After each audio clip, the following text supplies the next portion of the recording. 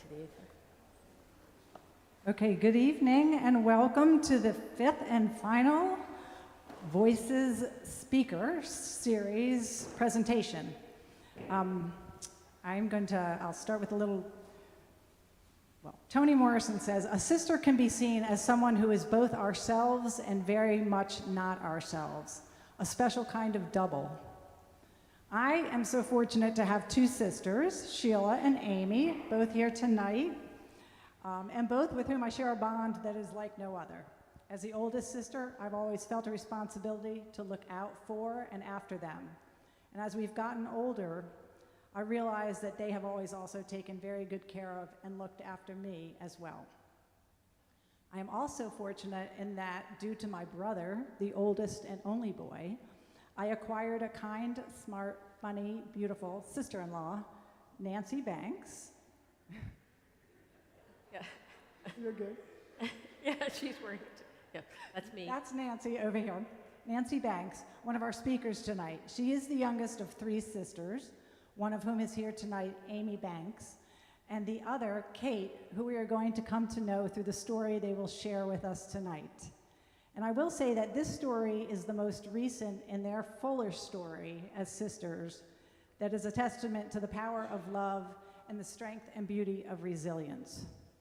A little over a year ago, their sister, Kate, a wife, mother, and renowned children's book author, chose to end her life by voluntary assisted death after living with stage 4 neuroendocrine cancer, diagnosed in April 2022. Before she died, she began writing poetry that she understood as a literal channeling of universal energies and wisdom onto the page. Tonight, Nancy, a PhD and upper school history teacher at the Fieldston School in the Bronx, and Amy, a Harvard-trained psychiatrist and author in her own right, a book called Fighting Time, are with us to share their story of the life, death, and wisdom of their beloved sister, Kate. So please join me in welcoming Kate, Nancy, and Amy. Thank you. Thank you, Karen. Thank you. It was lovely.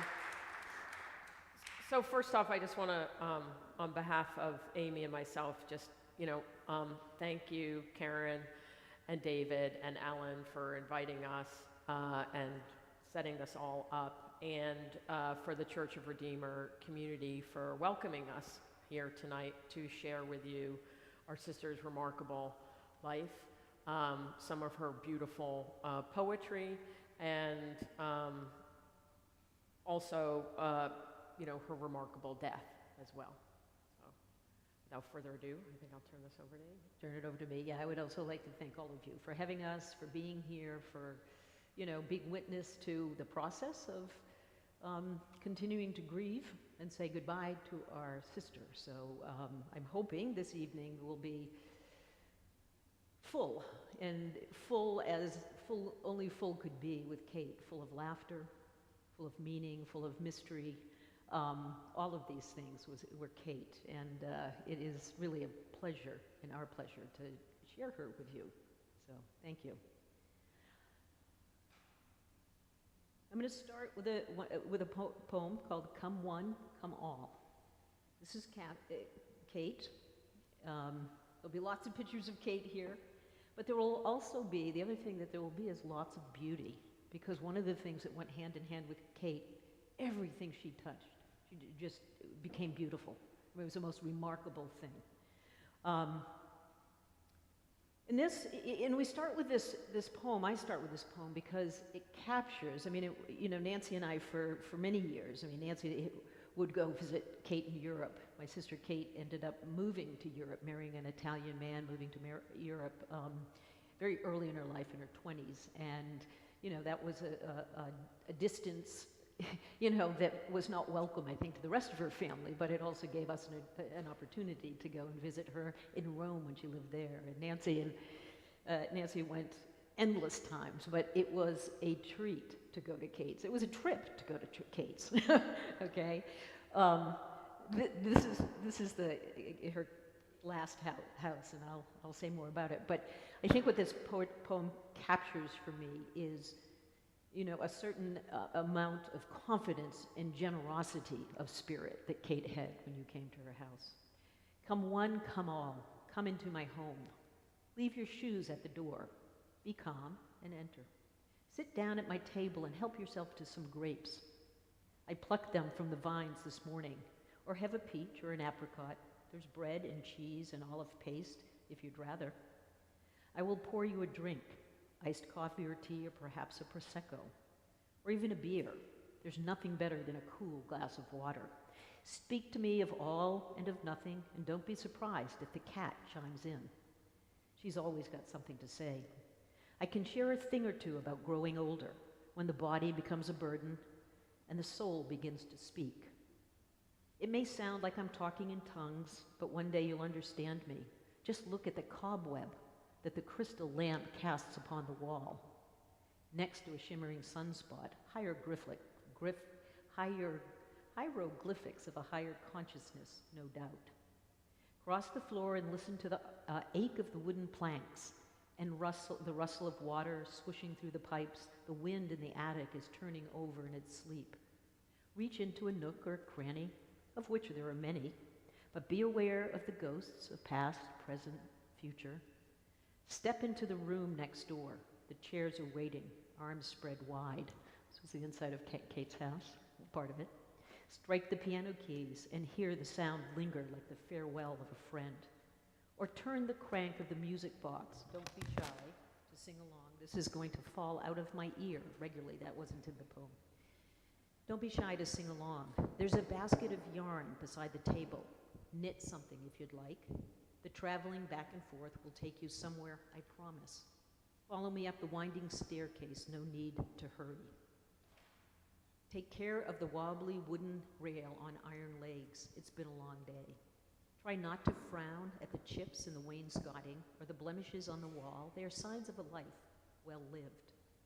Go straight to the green room and bask in the coolness seeping from the walls. Peek into the dollhouse and wish you could step into the miniature boots and walk down the tiny hallway.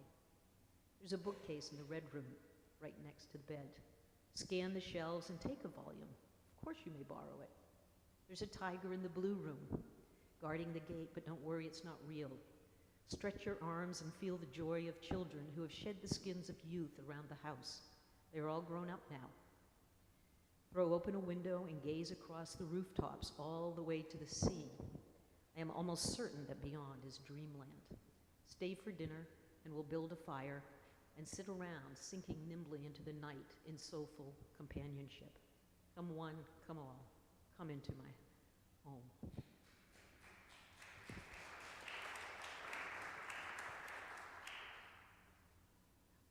I have a small ear, that's the problem.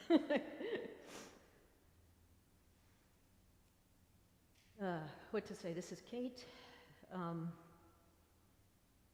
gonna skip to, and I do this purposely, right? One of the things that was remarkable about Kate in the last 2 years of her life particularly is that, sorry, there'll be a lot of tears. I talked with her every day. And the range of conversations that we would have, right? We'd start talking about our kids and end up talking about spirits and heaven and our parents, and they would be there talking with us because Kate was psychic and she could download anything.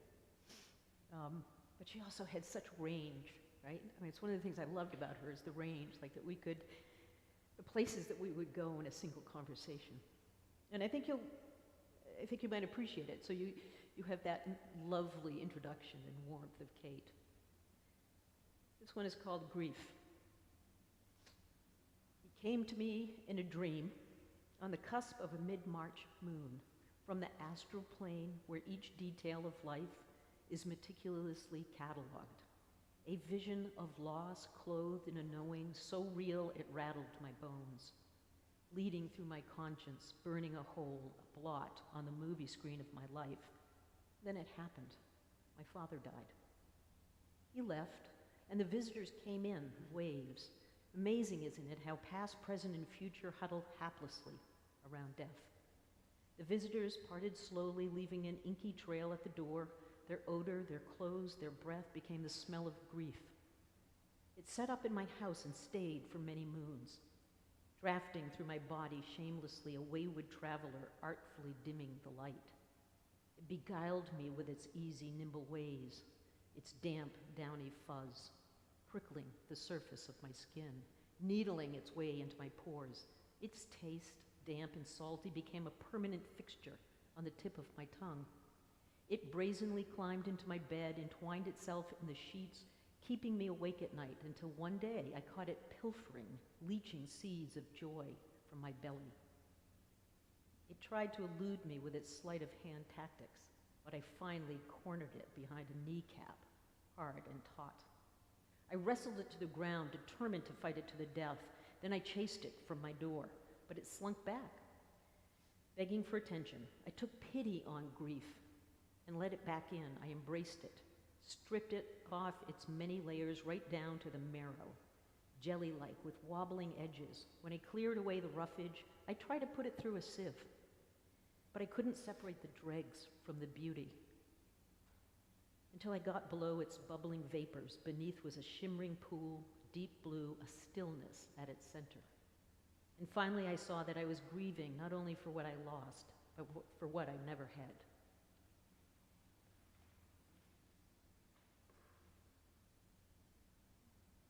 I'm just going to say a few words about Kate. She was a character, and she always was a character. On the left-hand side, you can see a picture of Kate. She's the one having a lot of fun. Somebody's birthday where everybody else looks pretty miserable. She could make her own fun.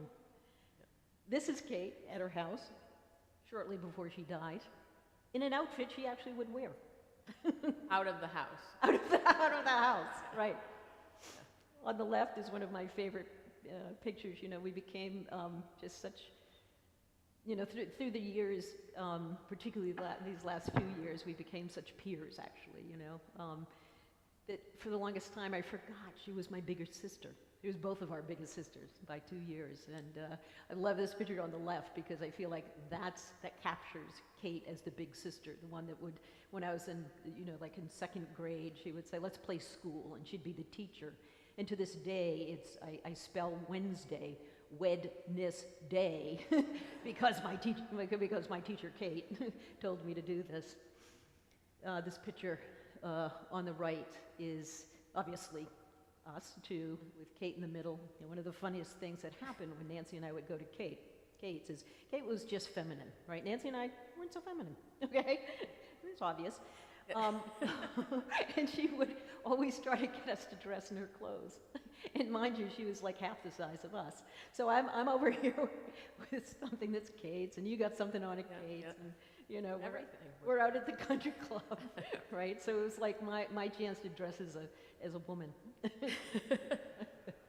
This is just the many faces of Kate. That's just, yeah, I just get a kick out of it, right? And you can see she went on into the adolescent shit show. Whoops. Oh. Kate was an amazing writer. She published over 50 books, right? She was an award-winning author.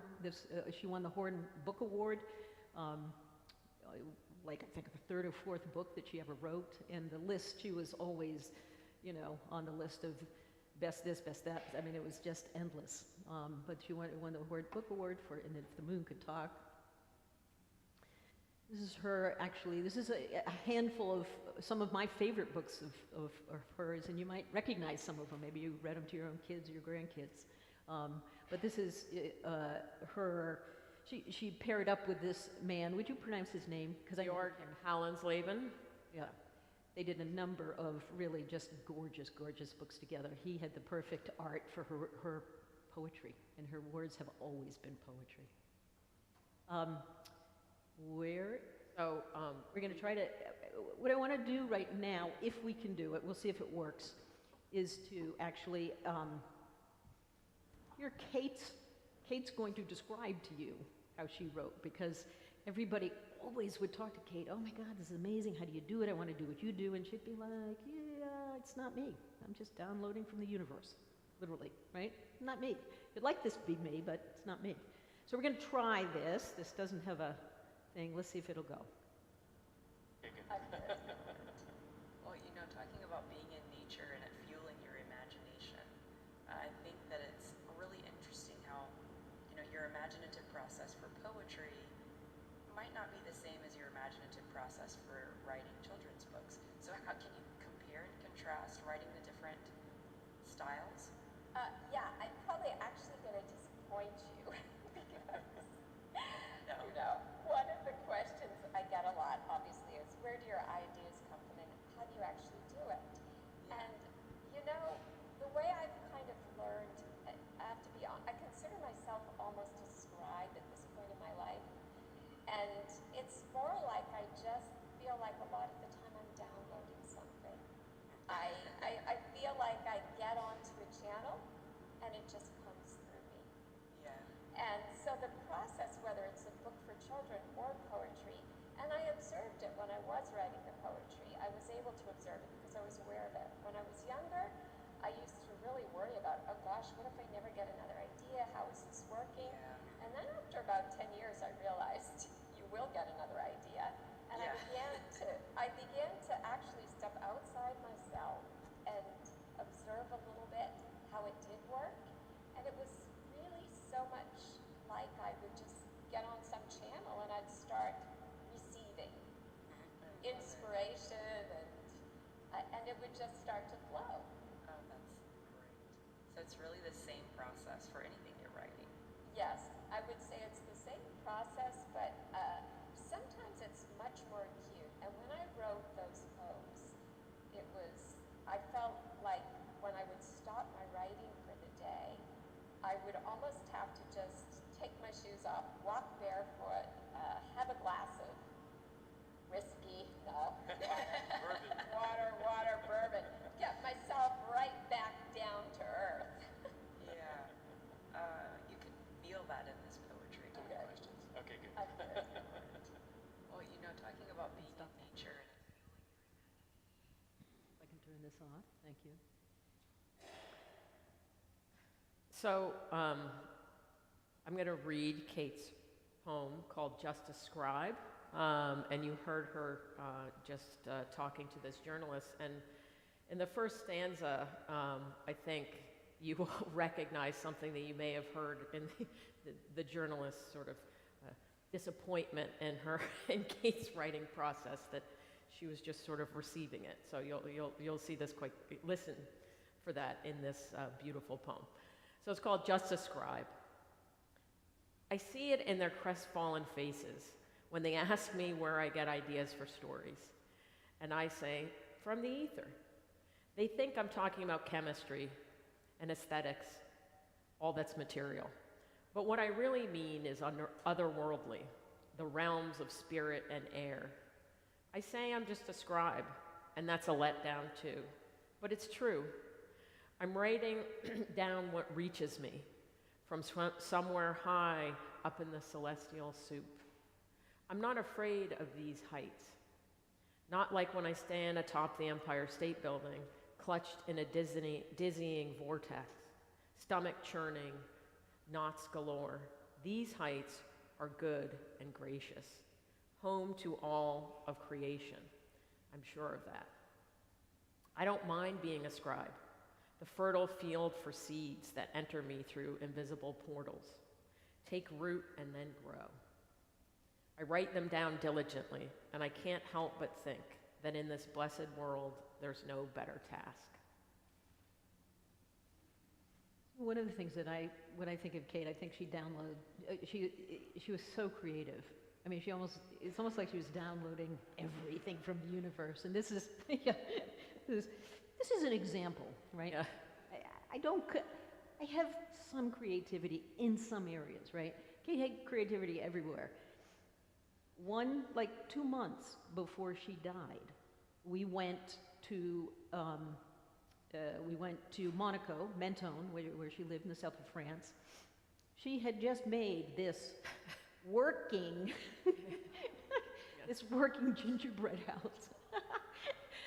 And it's like, really? Really? Okay. And this is what I was making at my house with my kids, right? You got it? We actually made a much better one this year, I have to say, in honor of Kate. It was much better. The other thing I'd say about Kate, before we move on, these are the kinds of things she would do. This on the left is she decided to make a hat with a Mini Cooper of her car on the top of her hat, right? She thought that was pretty fun, so she did it. And then I'd like to say, this is Nancy and I, we the three of us would, you know, it's like you in Europe, right, or at least in Menton in her life, because of a lot of things she had, you didn't ever buy groceries and, groceries, that's a word. Yeah. Sorry. Haha. And we would get into a car, right, into her car, and the streets are this wide, and Nancy and I would both just be like, It was like Mr. Toad's Wild yeah, Ride. like Mr. Toad's Wild Ride. Anyway, at one point she sort of said, "Oh, this bus ran into me." So here's Kate's car on the bus. I'm sure she ran into the bus. Finally, this is another piece of creativity. She painted Ukrainian eggs. Who paints Ukrainian eggs, right? Those were these like amazing. You do? Your grandmother did. Okay. Oh, because she was from Ukraine, right? Yeah. Anyway, Kate did. And sweaters, hand-knitted sweaters. When I came home after we went to Menton this summer, I brought home, I think, 20 gorgeous handmade sweaters for my daughter. I mean, it was just the creativity. It was embarrassing to be there. Here she is trying to teach me to sew. Yeah, it didn't go well. Here. Okay, so, you know, when Kate, you know, chose to, you know, end her life after, you know, living with this stage 4 neuroendocrine cancer, that was just one of numerous illnesses that she valiantly suffered through most of her adult life, and found ways, traveled all around Europe, studied all different types of healing to heal herself and then to heal others. She was a very, very gifted body healer, among other things. So this is a poem called The Place of Body Selection. I knew what I was getting into when I chose this body. I stood there, naked soul, in the place of body selection, in the boundless light of eternity, propped up by a clear-eyed, gray-haired guide named Aloysius. Clear-eyed, gray-haired. He reminded me of a figure that I'd crossed at the outdoor market countless times. I was drawn to this body, its lithe, supple form, long, able fingers, made for casting and creation. The other choices, 5 in all, dense as dogwood, mouths open, eyes closed, weren't right for the life I intended. Aloysius warned me. This body was sensitive, easily touched, often wounded. It would challenge me. I would have to bear the salty sores of survival over and over again. I knew all of that, but I didn't care. This body, tempered by hardship, bone-tired, broken. I tend to it the best I can, no matter that it's faltering, its life force dimming. This body has served me well, and I'm not going to whinge. Maybe you think the notion of the place of body selection is absurd, laughable. But I've been there, trust me. It's as real as a penny in a pocket.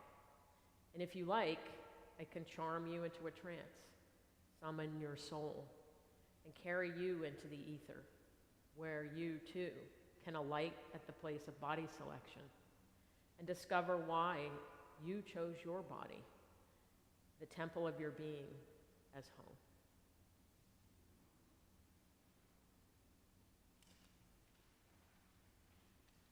As Nancy said, Kate, let me start again. In some ways, this is a story of a trauma.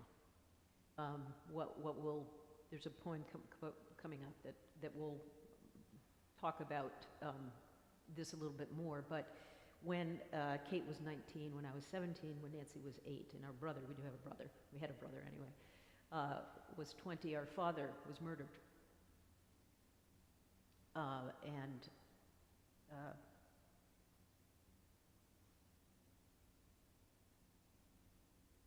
And sort of, I, not surprisingly, am a trauma therapist, right? That's my specialty. And the fact that, you know, to me, the fact that Nancy and I are the last ones standing now in our family of origin is in part because of trauma, right? This is what happens. So Kate had started getting sick, you know, in her early 20s, so a couple of years after my father died. In her 30s, she had a horrible situation where she had botched surgery, was in chronic pain, I mean, just hideous pain for about 5 years. I mean, it just went on and on. During this time, she actually had a death experience, and this speaks to that. But what I also want to point out, this is a picture that was taken the night before she died. Man, if I can have that energy the night before I die, right? You can't quite see, but there this restaurant that was at the hotel that the place where she died recommends for people actually had this photo spot, and he sat there, and they're black wings that sort of went out. I mean, it was almost surreal, like you couldn't set the stage. The afterlife. Once I slipped into the ether, it was an accident. It happened as I lay on a cold metal plate, a harsh light boring through my matrix of skin and bones. I was locked in deep sleep induced by sodium pentothal.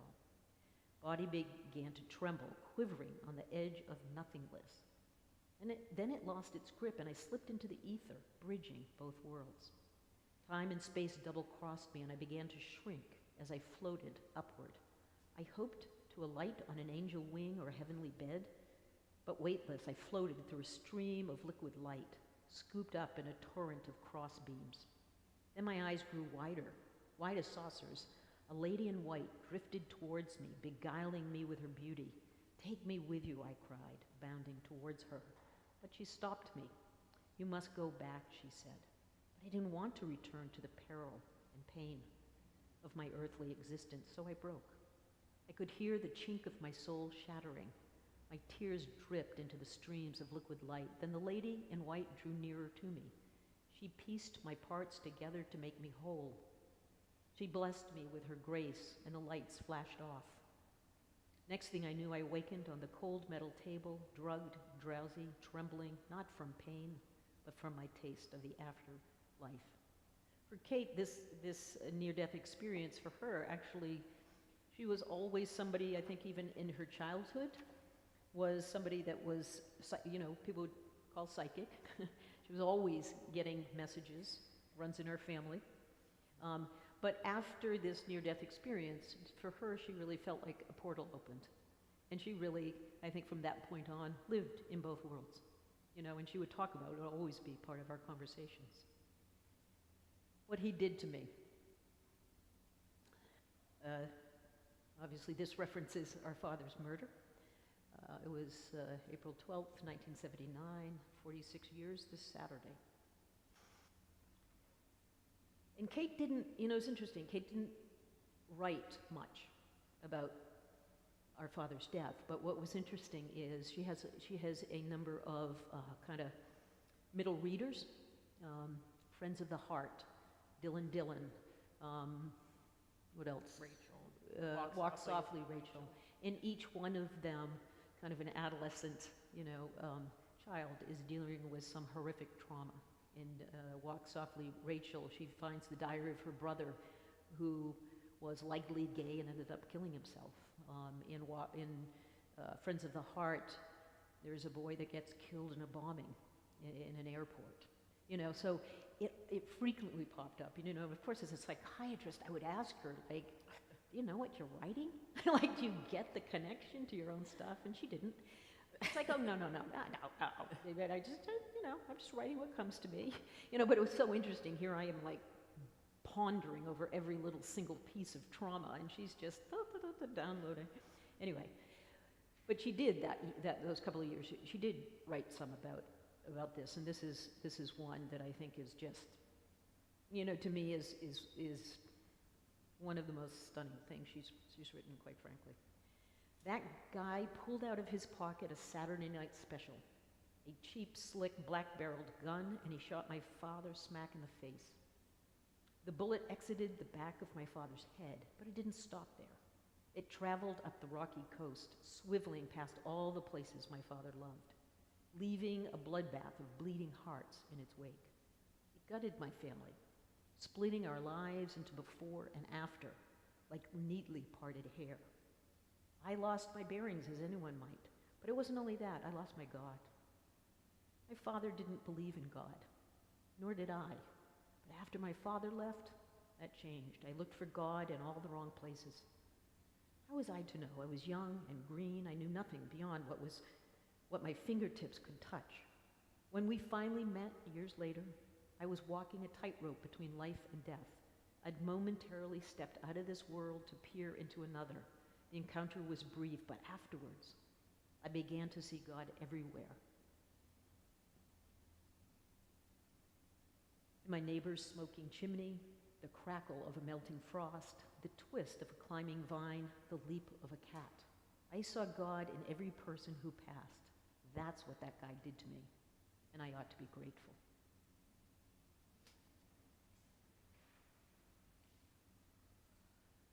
There's a second poem that she wrote, again, about this event, about April. In our family, April sucks, for obvious reasons. It's always momentous when the crocuses break through the stiff earth and the moory scent of buried time percolates to its surface, a muddy marshland, quicksand beneath my feet. For a few seconds, I wish to be sucked under into Earth's chambers, down to the source of the infinite, where life lives and death dies. I squint to see the invisible hand that peels away the layers of winter to reveal the fresh flesh of spring. Bright-faced buds wrapped in tight jackets, slick as youth, bleeding their colors from winter's wounds. The tightly coiled fiddleheads loosen their grip, releasing a bitter-smelling salt that coats the pussy willows, which, if you ask me, should be called rabbit's feet. I am tempted to suture the cracks, lest the colors leak into my memory, wakening the long-lost lilies. Don't get me wrong, I love spring. It's just that my father passed away in April, shot by a gunman. He drowned in a puddle of blood, his ear to the pavement. In a mere moment, he leapt through autumn and summer and into winter, the season of slumber. When the crocuses begin to unwind, I climb the hillside to witness the coming of the archangel flowers with their buttery wings and bowed heads, the crumpled faces of the crimson poppies startled from sleep. What more do I need to believe in resurrection?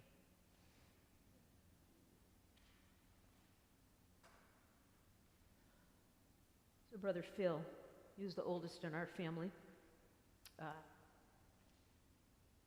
And I will read this poem called Living in the Margins. Can I just say, Phil very sadly passed away in September of 2023. Yes. Yeah, 2023, that's 6 months before Kate.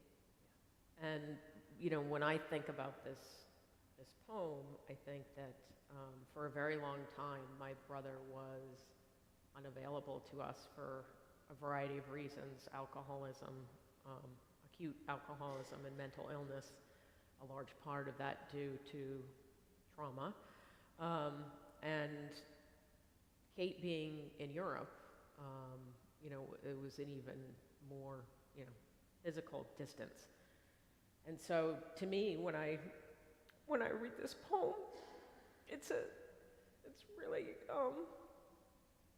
one of the most meaningful poems to me, because she's really, I think, sort of understanding my brother in a very profound way, and that I think kind of reconciling a lot of the pain that not only he went through, but he inflicted on all of us. It's called Living in the Margins. I have a brother firstborn, first shoot on the family tree, plumped with promise, fed by expectation. He lives in the margins, the hinterland of exiled words, odd punctuation marks, an array of misfits, so to speak, usually of another color or caste that don't fit the narrative on the page.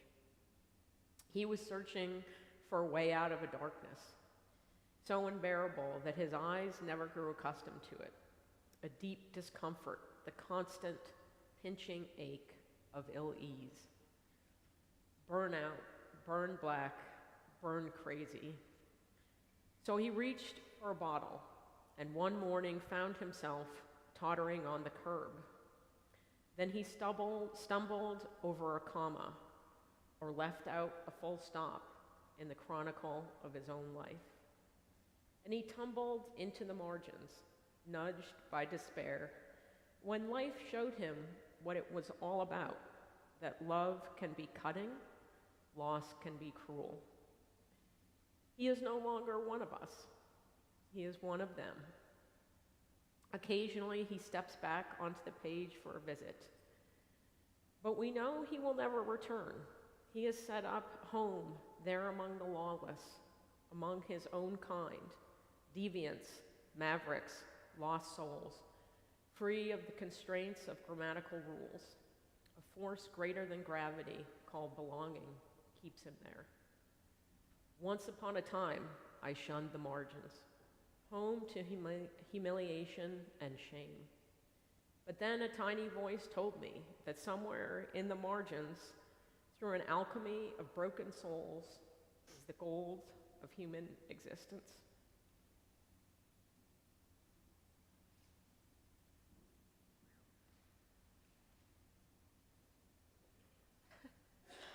You want me to do this one? So this is Kate's home again, and the first poem that Amy read was really, you could really sort of feel the breeze and walk inside that house and feel, at least I could feel, that welcoming energy of Kate's. And this is a poem called My House. Her house, as we've mentioned, was in the south of France. It was built in the 1890s. It was a French farmhouse in a beautiful provincial town, Menton, and had seen a lot of history. And this poem, I think, really captures a lot of that. So it's called My House. My house sits in the lap of the dragon, built upon shelves of sandstone that surfaced after the dragon swallowed the sea, or so they say. Because once upon a time, the Mediterranean covered the land long before the gulls dropped eggs in briar baskets, before the trees got any idea of creeping down hillsides, long before the thought of me even took shape. I heard from a neighbor who heard from her mother, who heard from an uncle, that the roof of my house was laid on a clear day when the sun pierced a hole in a lemony sky, when you could see the belly of Corsica puffed up on the horizon. In the hills behind my house, there's a basin that yawns wide. It's a bunker from the Second World War, a sanctuary for soldiers to refurbish their supplies and their faith. The remains are locked in the stone, in some mystical matrix of memory, or so they say. I walk miles from one room of my home to the next, treading the path of children and guests, and I wonder, what does it take to really get to know this space? To really get to know anything or anyone, to peer into an object or a person's face and adjust your vision so finely that you see yourself looking back. I could get lost in the galaxy of elliptical spheres and comets sketched in the wooden floorboards, the piles of rubble everywhere, elaborately labeled, when one word would suffice: past. This morning I watched a spider crawl from the neck of a desk lamp to the corner of the room. The time it took seemed no more than from birth until now, a contraction that rudely abbreviated my existence. I take a book from a shelf and open it across my knees. A silverfish walks through the pages and settles between a split verb, unaware. Unaware is what the world is, or so they say. Unaware of the possibility in each second, each shape, each sound, color, or breath. On a windy day, the shutters on my windows break free and fly open. They're peculiar color blue, peculiar because I don't know what it is, but I know what it's not. We don't really know what life is, do we? The world is asleep, or so they say, having forgotten that all it takes is a true and gentle touch, a kiss on the hem of desire for the world to awaken. 100 years from now, when my house is no more, when my soul has flown into the ether, what will they say?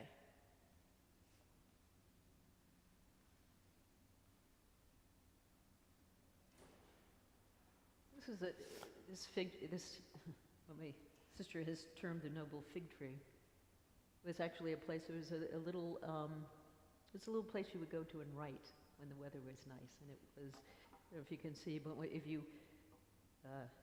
you go up this big stairway, right? She had all in there. She couldn't eat anything that wasn't, homegrown, organic, nothing, no pesticides, no anything, because of her mast cell activation. So all of this was loaded with gardens that she would tend to, and grapes, and when you go to her house, you get all this fresh food. But the noble fig tree, again, I mean, I seem to be saying this too many times, but this is really one of my favorites. There's no denying the fig tree. When I lean into the curve of its arched spine and it turns a large-eared leaf towards me, I wonder if you can love a tree as much or more than a person. I insist on being present when the fig tree gives birth to its first fruits, silk-skinned teardrops that blossom again and again into a rich violet hue. I catch my breath when they tumble to the ground in the noble art of letting go. I didn't taste a fig until I was a grown woman, coming as I did from the land of snow-crusted orchards, crisp apples, mealy pears. That's Maine. A forbidden fruit, if ever there was one. It spoke to me of faraway places, lips parted, talking in tongues. As fall draws to a close, batting down its hatches, I gather the last of the figs in the bosom of my apron. I station myself at the stove and I stir their pulp into a sugary paste. From the corner of my eye, I watch the last of the fig leaves writhe and twitch, an emotion I know is a prelude to yet another death, a little death, if there is such a thing. I can the compote and set it on the pantry shelf.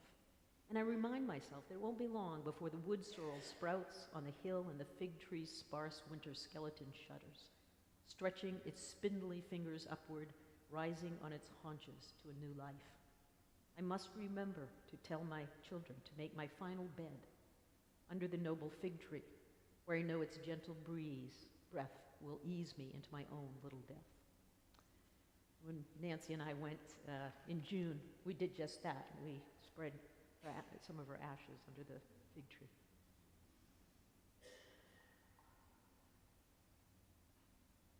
We're going to go a little bit, I don't want to say rapid fire, but through the next 3 or 4 poems as we head into her illness and, kind of her belief system around it.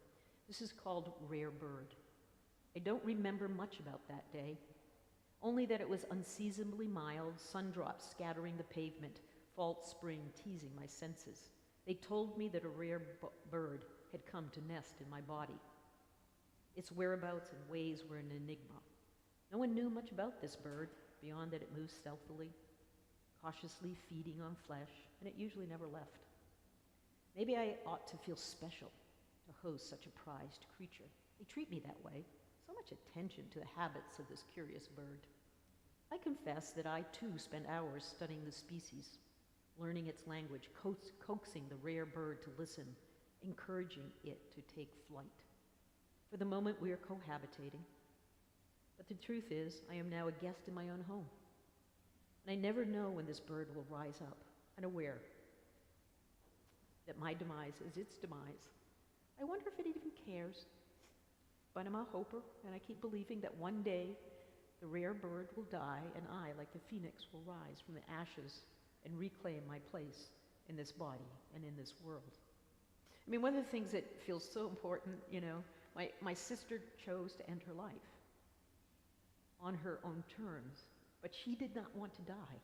My sister had a phenomenal life.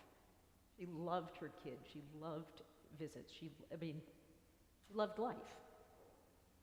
But she also was not going to live in a compromised state. And she was very clear. My sister was nothing if not clear. We have another video, and I actually do want to ask, because there's nothing worse than being clueless and people not getting what you're doing. Were people able to hear the last video? No, some not. Okay, help me. Should I do the next one? Or what do you think? I see. What? You think no? I don't think people could hear it, right? Well, some people could, some people couldn't. Okay. If anybody wants to hear it afterwards, I'm happy to play it. How about that? And we don't have to have people not listening. So as we said, Kate had a number of different illnesses. One of them was mast cell activation syndrome. If people don't know that, it's basically a condition, it's an autoimmune disease where basically you're allergic to the world. And so when she got the diagnosis of stage 4 neuroendocrine cancer, what she did know is that any standard cancer treatments were not going, they would kill her, literally kill her, right? I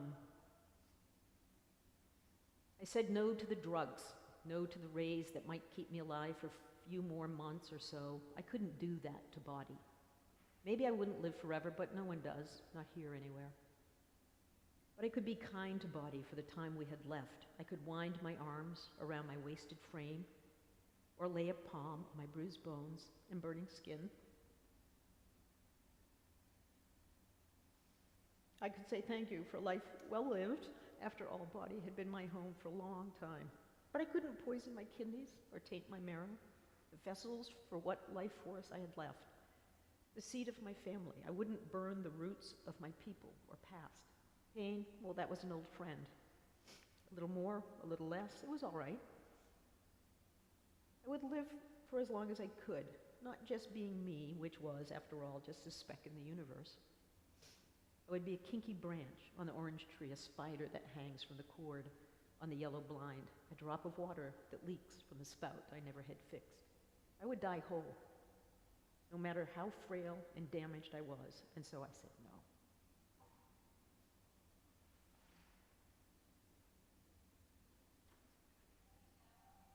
Sorry. Oh. Yes. Right.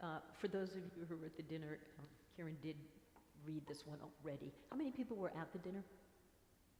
How many people not? I can read it. Okay, let's go ahead and read it then. Yeah. And I think this will be, even for those of you who have heard this, I think it will be even more meaningful now that you have a much more sort of, fuller portrait of Kate. It's called Practicing Death. I understand the impossibility of death in the net of aliveness that holds us captive, the hubbub of life that kindles our senses. Who isn't struck by the daffodils, newborn babes, poking their heads above ground, catching their first breath? It's hard to believe that death, too, is alive, but I know better. I'm familiar with its pitiful pranks, plotted to garner our attention like hummingbirds pecking away.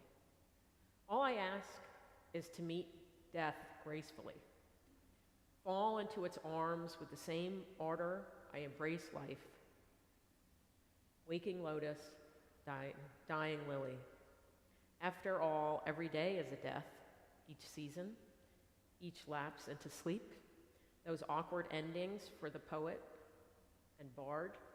Why not let go of the bounty and savor the scanty moments of stillness? Become friends with death before it's yours, and know that it's another beginning.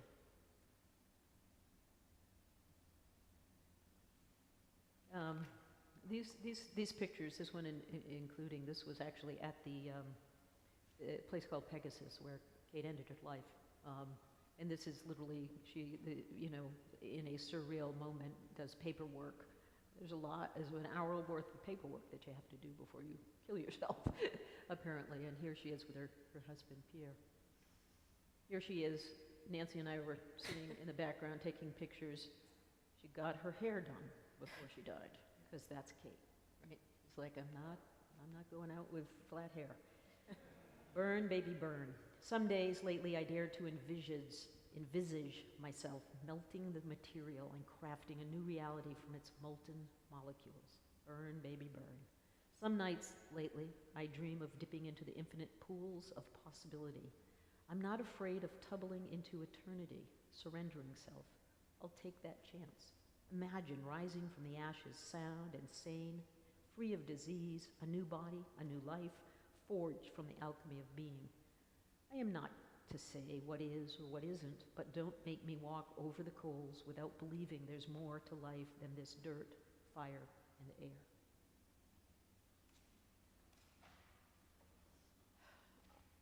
So this is a poem called Footsteps, and obviously Kate did not take the decision, right, to end her life on her own terms lightly. She had been thinking about it for a very, very long time, and I think also knew her body better than anyone I've ever encountered. And I think this poem is really sort of, I think, acknowledging sort of, what's coming. Footsteps. They follow me everywhere these days. I hear them somewhere behind me, off in the distance. A dim but constant tap, tap. Can you hear them? Even while I sleep, they tiptoe through my dreams. And when I rise in the morning, I hear their cadence, alongside the chittering birds, the banging of the garbage bins, and the click-clack of the blinders opening. At times, the footsteps grow quicker, more hollow, especially now that the days are shorter, the fields flat, trees brushed bare by the fall wind, driftwood amassing on the beach, shoring up for winter. They echo in the emptiness of a dying season. I've grown used to them. I know that one day they will overtake me, but I try not to let it bother me. So this is Christmas 2023, actually. In one of our conversations, as it was clear to both Kate and I that she didn't have long left, she was really in daily contact, if not weekly, if not daily contact with Pegasus around a plan to end her life. And we're on the phone, and she just said, it would be great, come for Christmas. And so we all, literally within about 3 days, bought tickets and went. This was the Last Supper. Not that one earlier. This was the Last Supper. And we had the most glorious 4 days with our two families, just laughing our asses off. It's like the doer of death. But this is what's going on in the background. So she's cooking. She's, doing all the things that Kate would do. Making that gingerbread house. Making that gingerbread house. The whole time, I felt the doer of death, idling in the background, not wishing to leave, nor wanting to up and end the fun, the laughter, the grand hullabaloo of what I knew would be my last Christmas.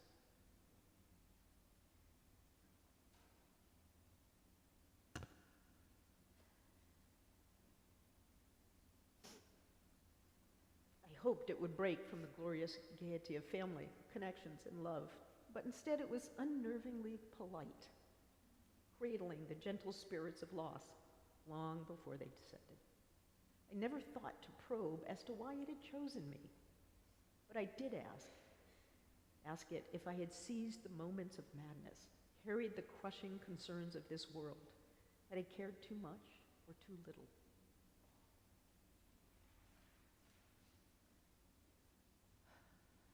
This again is, this is literally the morning of her death.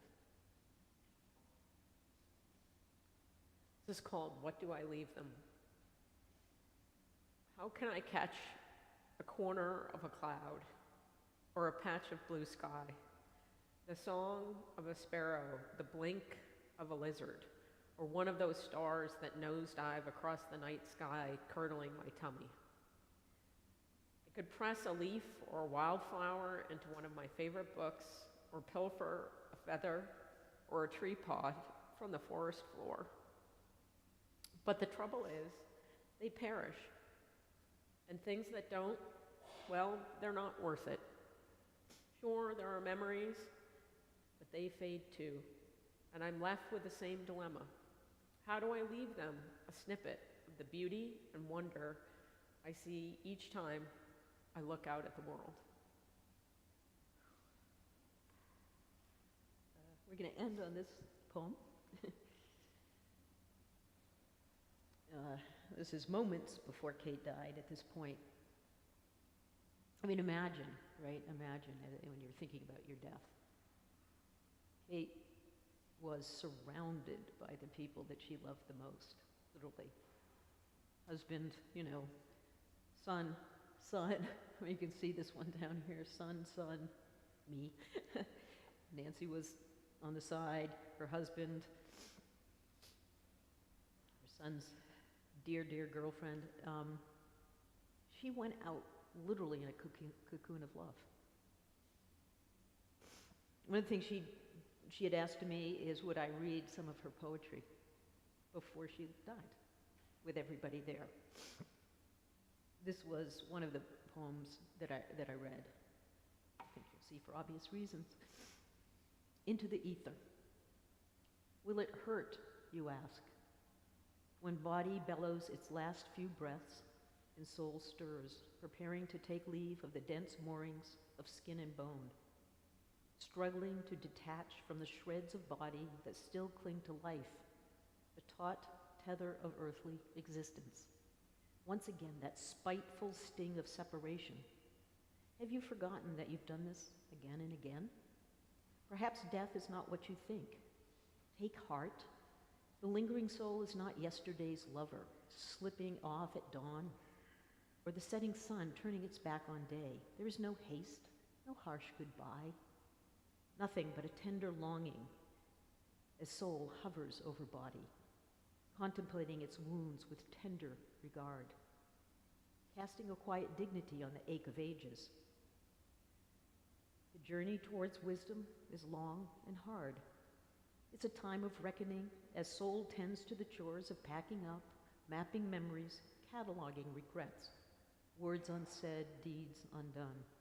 Speak, heart, of your comings and goings, a treasured child, body's reward for the searing pain of birth at the service of soul, the death of a beloved. There is a merging and a melting of boundaries as soul bows before its temple to bid it goodbye. Thank you, body. And maybe for the first time, body feels embraced by love. Then body is cast off gently, an item of well-worn clothing, soiled and scarred, and soul leaves home, closing the door. At last, body is free to begin its own exodus, and soul left to lift its wings and fly into the ether, homeward bound. It's good to be home, where soul meets self and finally is told, you did well. That's what we got. Thank you.